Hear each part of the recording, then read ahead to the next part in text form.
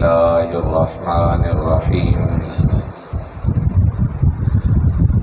قل لا أسألكم عليه أجرا إلا المودة في القربى صدق الله مولانا العظيم صدق وبلغنا رسوله النبي الأمي الحبيب الكريم إن الله وملائكته يصلون على النبي يا أيها الذين آمنوا صلوا عليه وسلموا تسليما اللهم صل على سيدنا ومولانا محمد وعلى آل سيدنا ومولانا محمد وبارك وسلم وصلی علیہ۔ اب گرامی حضور کی بارگاہ میں درود و سلام ہمیشہ پیار کے ساتھ، محبت کے ساتھ اور عقیدت کے ساتھ پیش کیا کیجیے۔ درود پاک وہ مقدس و مطہر وظیفہ ہے جو انسان کی زندگی میں بھی کام آتا ہے، مرتے وقت بھی کام آتا ہے، قبر میں بھی کام آتا ہے اور میدان معاشر میں بھی کام آئے گا۔ اس لیے میں اکثر ایک بات عرض کرتا ہوں، اگر کوئی دکھوں میں مبتلا ہے، غموں سے نڈھال ہے، بظاہر اسے کوئی چارہ نہیں مل رہا، کوئی سہارا نہیں مل رہا، تو اسے ادھر ادھر بھاگنے کی ضرورت نہیں ہے۔ کبھی پاک ہو، صاف ہو، خوشبو لگا، بیوی بچوں کو پاس بٹھا، اپنے گھر میں نبی کی ذات پہ درود پڑھا کر اللہ ساری مشکلات کو دور فرما دے۔ اس لیے ہم محافل میں آ کر یہ کرتے ہیں، اچھی بات ہے، لیکن کبھی کبھی تیری زندگی کے اندر بھی یہ ہونا چاہیے کہ تو تنہا ہو، اکیلا ہو، اور اس تنہائی کے اندر یہ ایک عجیب بات ہے، عموماً ہماری محفل سجتی ہے، لوگ آتے ہیں، لیکن عاشقوں کی محفل تنہائی میں سجا کرتی ہے، اور ان کی وہ محفل یہ ہوتی ہے کہ وہ اپنے محبوب کی یاد میں اتنے گم ہوتے ہیں کہ وہی محبوب کی یاد ہی ان کے لیے محفل بن جاتی ہے۔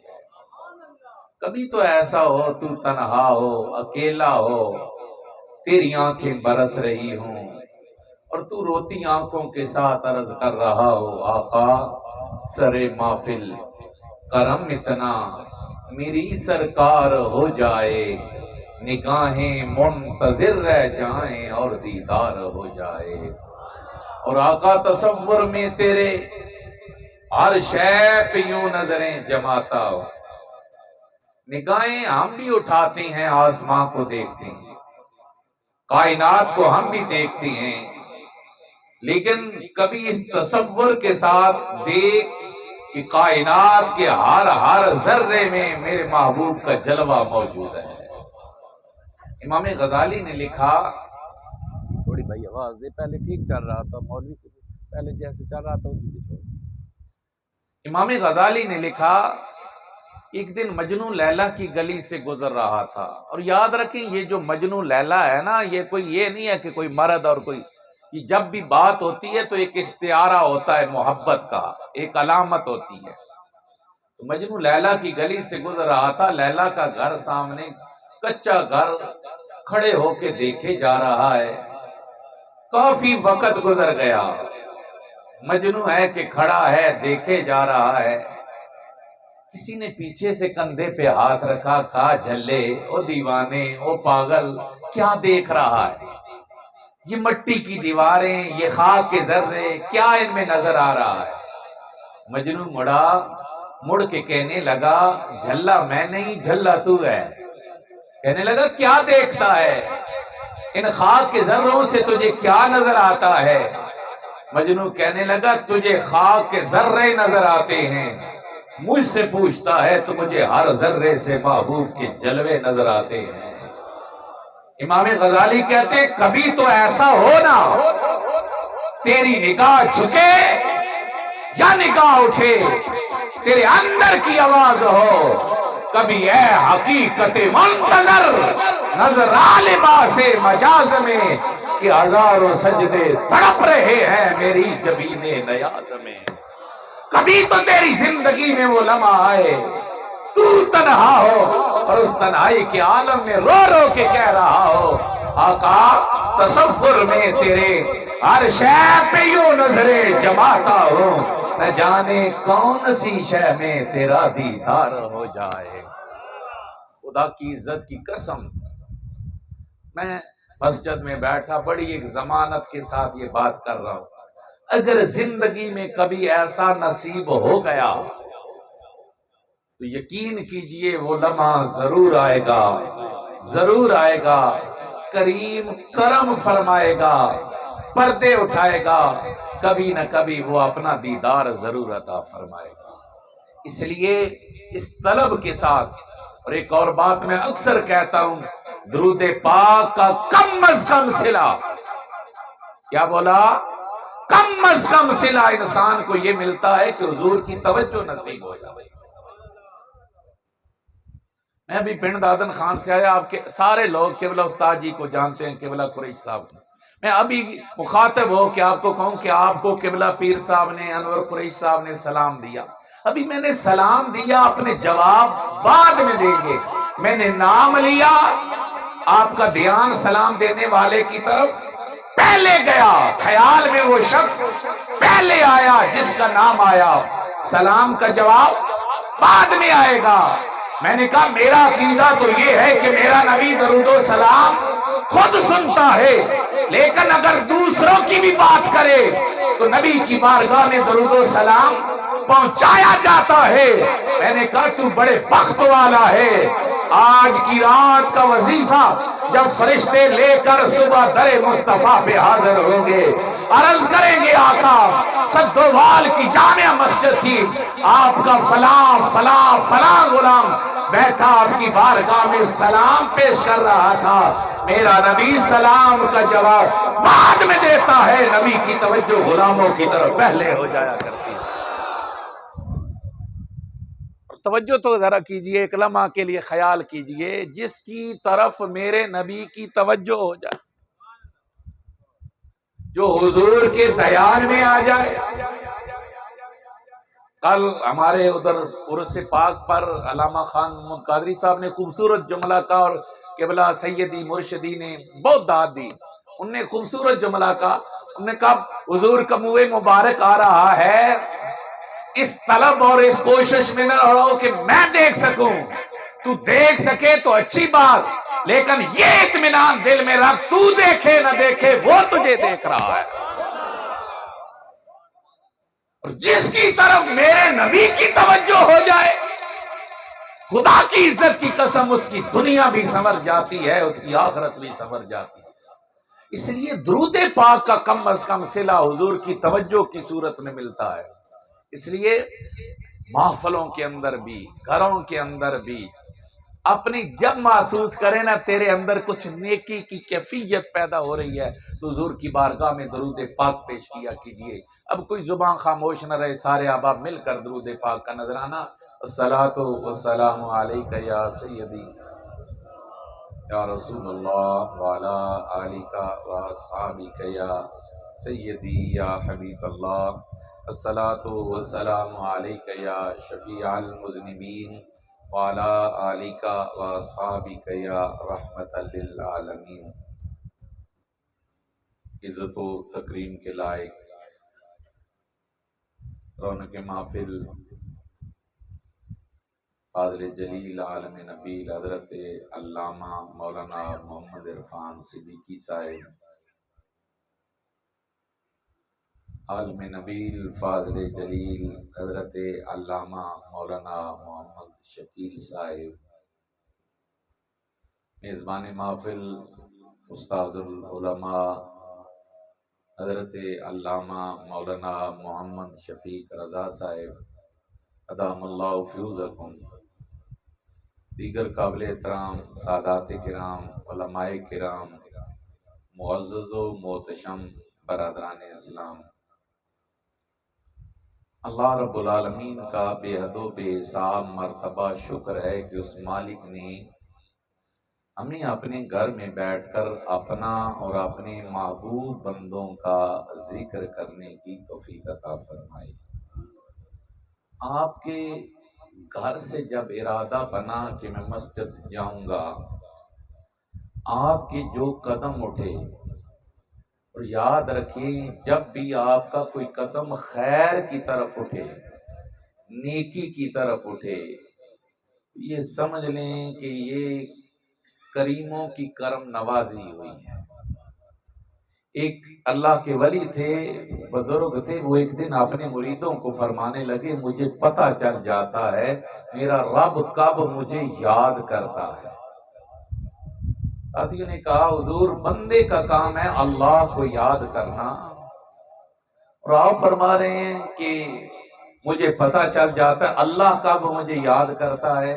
فرمایا ٹھیک کہتے ہو، بندے کا کام ہے اللہ کو یاد کرنا، لیکن فرمایا جب کبھی میری زبان پہ میرے مالک کا نام آتا ہے، جب کبھی میرا قدم نیکی کی طرف اٹھتا ہے، جب کبھی میری سوچ میں نیکی کا خیال آتا ہے، تو فرمایا مجھے یقین ہو جاتا ہے کہ پہلے میرے رب نے مجھے یاد کیا ہے۔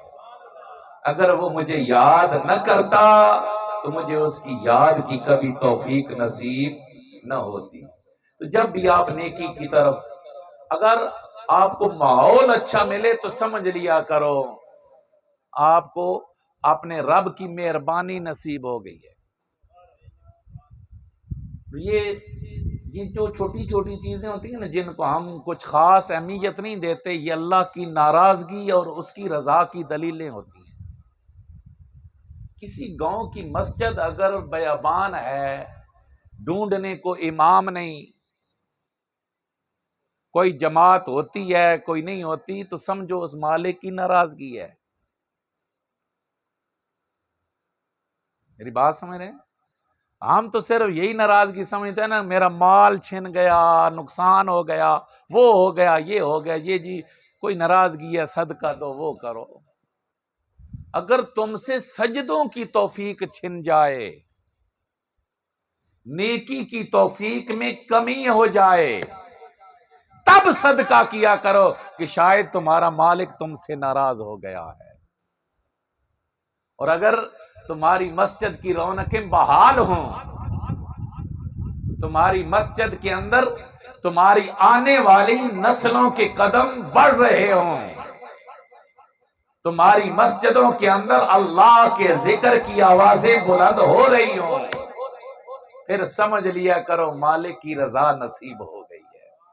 اور بحمد اللہ تعالی آپ خوش نصیب لوگ ہیں جنہیں وقفہ بوقفہ ایسے علماء کرام نصیب ہوتے رہے ہیں کہ جنہوں نے آپ کی مساجد کو آباد کیا ہے، سجدوں سے بھی آباد کیا ہے، آپ کی نسلوں کو بھی دین کی طرف۔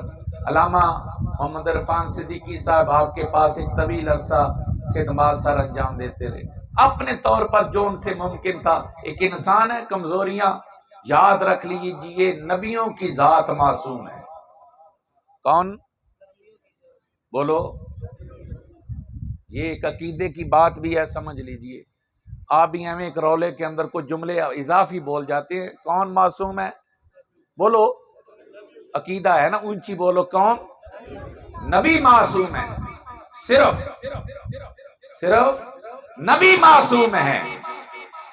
معصوم کا مطلب یہ ہوتا ہے کہ جس سے غلطی ممکن ہی نہیں، وہ غلطی کر سکتا ہی نہیں، وہ معصوم ذات انبیاء کی ہیں۔ انبیاء کے علاوہ چاہے صحابہ ہوں، آل بیت ہوں، اولیاء ہوں، اتقیاء ہوں، اغواث ہوں، اقطاب ہوں، وہ محفوظ تو ہو سکتے ہیں، وہ معصوم نہیں ہو سکتے۔ تو ہم ایک انسان سے امکان غلطی موجود رہتا ہے، لیکن انہوں نے اپنے اخلاص کے ساتھ ایک لمبا عرصہ آپ کی خدمت کی. اب بحمداللہ تعالیٰ آپ کو ایک مستند عالم دین کی صورت میں حضرت علامہ مولانا محمد شفیق رضا صاحب کی صورت میں آپ کو امام و خطیب میسر آئے. یہ آپ لوگوں کی خوش بختی ہے. یقین کیجئے یہ نہیں ہے کہ ان کا ٹکر پانی ادھر ہے کیا ہے، ان کا بھی چلتا رہے گا، چلتا آپ کا بھی رہے گا. امام آپ کے پاس یہ چلے جائیں کوئی اور بھی آ جائے گا، چلتا رہتا ہے. لیکن کسی جگہ پر ایک اتھینٹک، ایک سوچ سمجھ والا اگر عالم دین کسی دیکھے نا. ہمارا علاقہ، ابھی میں جو دوڑ کے اندر گیا ہوں، مجھے بیرہ شریف سے قبلہ پیر صاحب کا فون تھا، تو آپ نے پہلے مجھے شاباشی دی کہ آپ لوگوں نے بہت تھوڑے وقت کے اندر کل کا بہت اچھا اہتمام کیا، شاندار استقبال کیا. میں نے آپ کا شکریہ ادا کیا. اور آپ اب دیکھ لینا، یہ قافلہ تو اسلام آباد سے چلا تھا، لیکن راستے کے اندر سب سے شاندار استقبال ہمارا تھا. اور اس کی وجہ کیا تھی؟ یہ صرف یہ نہیں تھا کہ آپ لوگ بڑے ولولے والے ہیں، یہ ولولہ بننے تک بھی ایک لمبا عرصہ درکار ہوتا ہے. یہ آپ کا جو تحصیل پنڈ دادن خان والے تھوڑے سے ٹائم میں، رات دن کے ٹائم میں دوڑ کے نکلتے ہیں نا، یہ 40 سال کی محنت ہے پیر انور قریشی کی. کیا سمجھے آپ؟ کیا چکوال میں علماء نہیں بیٹھے تھے؟ بالکسر انٹرچینج نہیں راستے میں آیا؟ چکری نہیں آیا؟ کیا اس کے ارد گرد میں مسلمان نہیں تھے؟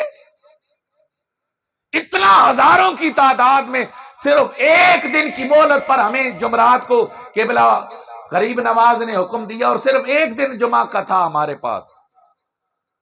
یہ ہزاروں کی تعداد میں جو نکلے. اور آپ کو بھی پتا ہے کہ جب مرکز سے پنڈ سے کال آتی ہے تو وہ جو بندہ بیٹھا ہمیں بلا رہا ہے، اس نے اپنی زندگی ہمارے علاقے کے اندر صرف کی ہے. یہ فائدہ ہوتا ہے ایک اللہ کا بندہ نیک عالم دین کسی علاقے میں آ جاتا ہے تو اس علاقے کی قسمت سنور جاتی ہے. اور جس گاؤں کے اندر کوئی عالم محقق آ جاتا ہے اس کی نسلیں سنور جاتی ہیں. تو یقیناً آپ لوگ خوش نصیب ہیں کہ جنہیں ایسے علماء گاہے بگاہے نصیب ہوتے رہتے ہیں. اللہ کریم ان سعادتوں کو دراز فرمائے، مختصر نہ فرمائے. یہ سعادتیں آپ کے بخت کے اندر ہمیشہ کے لیے رہیں. آپ کو ایسے علماء کا سایہ نصیب رہے. اللہ کریم ایسے علماء کرام کو بھی دین کی اور زیادہ سے زیادہ خدمت کی توفیق عطا فرمائے. اب ابھی گرامی یاد رکھیے، ساری عزتوں کا، ساری عظمتوں کا مرکز، محور، اگر کوئی ذات ہے تو وہ ذات مصطفیٰ صلی اللہ علیہ وآلہ وسلم. اللہ نے اس کائنات کے اندر ساری عزتیں جس ذات کے حصے کے اندر رکھی ہیں وہ ذات مصطفیٰ ہے. اور میرے نبی کی ذات وہ عزتوں والی ذات ہے کہ حضور کی ذات جدھر جدھر سے گزرتی گئی ہے، خدا کی قسم میرے نبی کی ذات عزتیں اور عظمتیں بکھیرتی چلی گئی. اگر میرے نبی کا ایک قدم شہر مکہ میں پڑا تو قرآن کہتا ہے لا اقسم بہذا البلد وانت حل بہذا البلد. میرے محبوب مجھے شہر مکہ کی قسم، میں شان آل بیت سنانے جا رہا ہوں، توجہ میری طرف. محبوب مجھے شہر مکہ کی قسم، الہی کیوں قسم؟ فرمایا وانت حل بہذا البلد، اس شہر کی گلیوں نے تیرے قدموں کے تلووں کو چوما ہے. اونچا اونچا اونچا سارے بولیے. تو نہیں کل منہ مبارک کے لیے دوڑا، وہ میرا نبی اگر زلفوں کو بکھیرتا ہے تو کائنات کا رب ہو کر، وہ ساری کائنات کا خالق ہو کر کہتا ہے واللیل اذا سجا، مجھے میرے محبوب تیری زلفوں کی قسم ہے. بولو بولو. میرے نبی کا قدم جہاں لگا اللہ کو شہر کی قسم.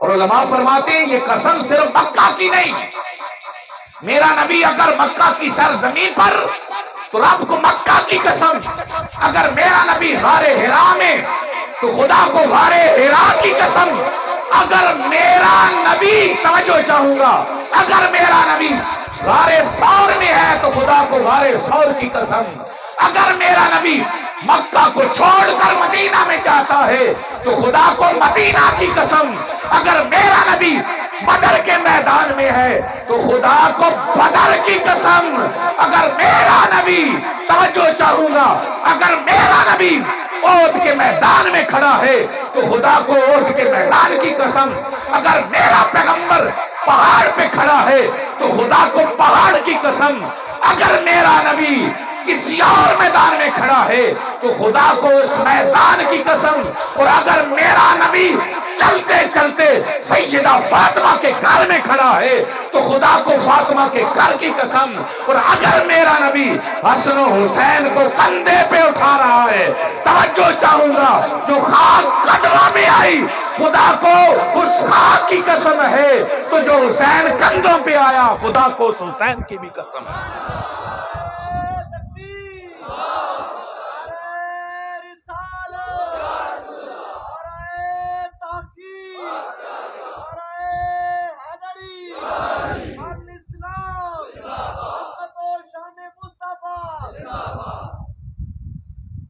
بات سمجھ رہے؟ اب ذرا آگے چلیے حضور کا قدم لگا خدا کو شہر کی قرآن ہے یار اب چلیے ذرا مدینے داخل ہو جائیے مسجد نبوی میں